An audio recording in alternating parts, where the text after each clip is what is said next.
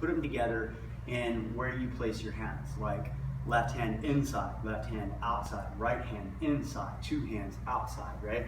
And so that kind of took the just 22 different Pacal strips that you could put in there and make it easier to format, I guess, if you will, and understand. It's like a reference point. Like with trapping, we was like, well, there's a high line reference point, a low line reference point, right? These different things. So we understand that better, right? Okay.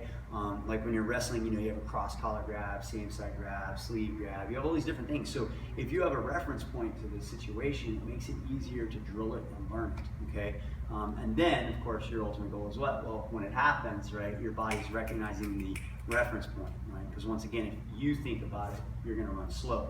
But if it happens because of your training, then things are great. Okay? So what happens sometimes here to set this up out of this flow is that we're moving, right? And he may retract to the other side. See? Boom. That's where we get the two-handed stop. Okay? So again, we're working in the same thing we've already been doing. We haven't been able to get out of the situation.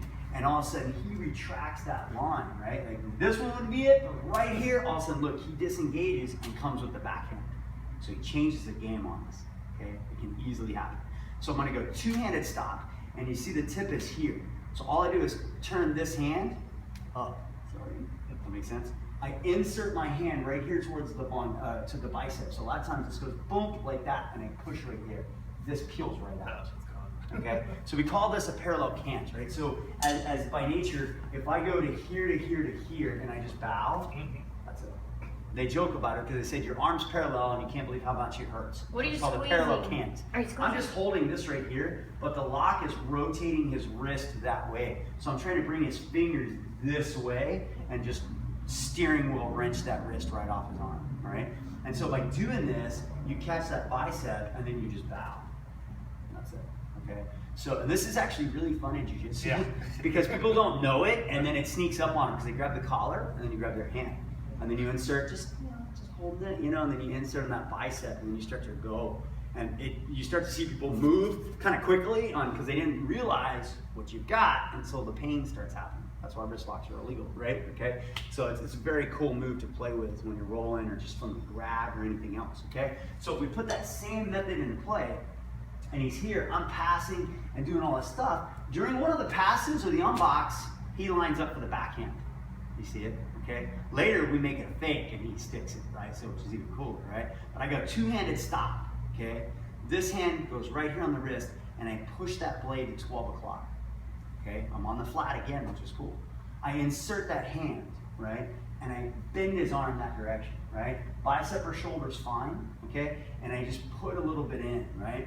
And when you see him kind of bow, just go real slow with your partner. When you see him bow, you know it's time. So I call this one also a bow and arrow because I'm gonna push out with this hand and I'm gonna pull with this hand. See? All right, now what's nice is now I can feed it. That's it. That's it. That's it. Two-handed stop. See? 12 o'clock for the blade tip. That's it. Insert the hand, boink, right? Okay? Grab the shoulder or the bicep. Just give him a little bit of pressure. When he bends, you know it's time to pull and push. That's it. And you can flow with it. That makes sense, which is kind of cool, right? That sets that line. So again, two-handed stop. 12 o'clock, right? Insert, peel out, and then start to flow again, right? You can play with it. That's good. This is actually the first one in the double hand series, right? So the way they would teach it to us is I go there, he goes for the backhand, but that was it. So that's one. I go like that, cool, I get it, great. But when he goes there, if the tip goes down a little bit on me, then I go to two, and then I go to three. Does that make sense? So they flow in succession like that, which is kind of cool. So, right? You can take that one with you and play with it, right? But for now, just focus on that backhand Pacal coming in, because it's gonna happen sometimes. And now you have an answer for both the forehand and the backhand, okay? Cool? Yeah. All right.